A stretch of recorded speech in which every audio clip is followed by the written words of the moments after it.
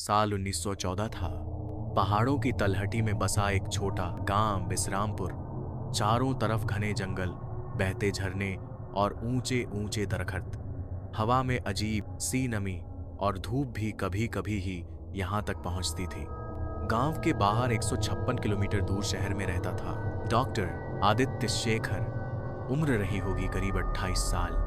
लंबा, चौड़ा, गहरे रंग का कोट पहनने वाला, आंखों में आत्मविश्वास और दिल में तर्क का भूत। उसे भूत प्रेत पर बिल्कुल भरोसा नहीं था। कहता था, जो दिखे नहीं वो है नहीं। लेकिन गांव की मिट्टी किसी को हमेशा के लिए नहीं छोड़ती।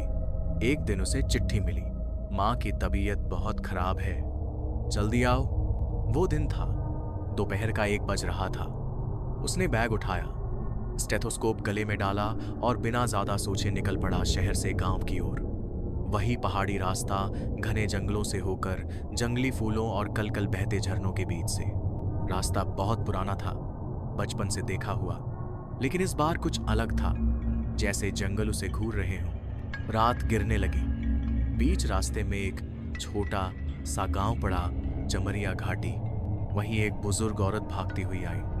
साहब, मेरी बहू की तबीयत बहुत खराब है, बच्चा उल्टा है, मर जाएगा। डॉक्टर आदित्य ने वक्त नहीं देखा, बैग खोला और वहीं इलाज शुरू कर दिया। 2 घंटे की मशक्कत के बाद बच्चा सही सलामत इस दुनिया में आया। भगवान का रूप हो आप, उस औरत ने रोते हुए कहा। अब रात के करीब 1 हो चुके थे। ठंडी हवा चल रही थी। झरनों के पास घना कुहासा जमा हो गया था। आसमान में चांद पूरा था, लेकिन उसका उजाला भी आज अजीब लग रहा था, जैसे वो भी कुछ छिपा रहा हो। वो झरनों के पास पहुंचा, वही जगह जहां बचपन में नहाया करता था। पानी का बहाव धीमा था, मगर आवाज साफ। वो बैग से पानी की बोतल निकाल ही रहा था, तभी उसे सामने किसी के खड़े होने का आभास हुआ। धुंध के पार एक आकृति सिलहट में दिखी, पतली, लहराती, किसी स्त्री की आकृति। वो चौंका, कौन है? सामने से आवाज आई, बेहद नर्म, धीमी, लेकिन कानों में सरसराहट छोड़ने वाली। इतनी रात गए अकेले जा रहे हो डॉक्टर? उसने गौर से देखा। अब वो पूरी तरह सामने थी। लंबे, काले, रेशमी बाल जो कमर से नीचे तक गिरते थे।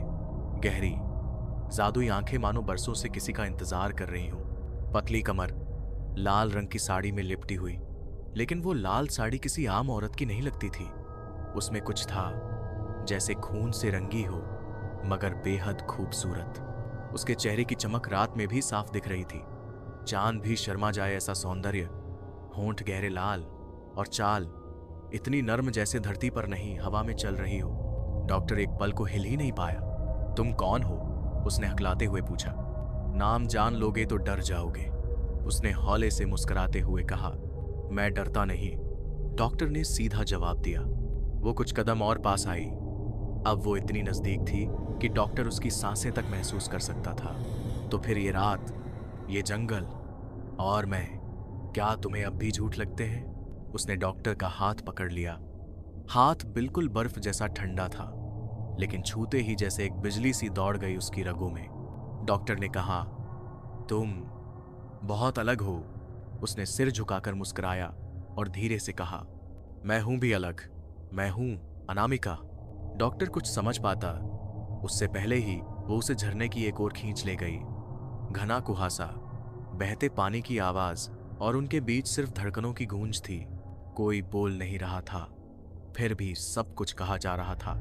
वो उसके पास आई, धीरे से डॉक्टर की उंगलियां अपने लंबे बालों में फेरने लगी। डॉक्टर जैसे किसी और दुनिया में चला गया था। उसने उसकी पतली कमर को छुआ, वो कांप उठी। फिर उसकी आंखों में देखता रहा, जैसे कोई रहस्य उसे खींच रहा हो। उसके होंठ पास आते गए और वो दूरी खत्म हो गई, जैसे रात ने उन्हें निगल लिया हो। चांद भी बादलों में छिप गया। झरना गवाही बन गया।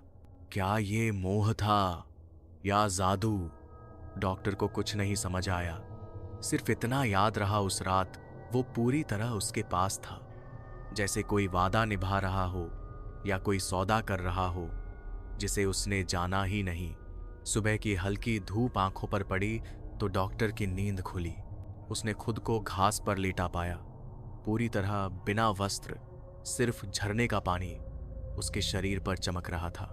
उसने घबराकर इधर उधर देखा, लेकिन अनामिका वहां नहीं थी। ना साड़ी का कोई टुकड़ा, ना कोई पदचिन्ह, ना ही वो आवाज। बस झरनों के शोर के बीच एक हल्की सरसराहट थी, जैसे कोई कह रहा हो मैं लौटूंगी। ये है पार्ट 1। अभी पार्ट 2 बाकी है, तो आप जल्दी जल्दी सब्सक्राइब कर दो, वरना अनामिका आ जाएगी।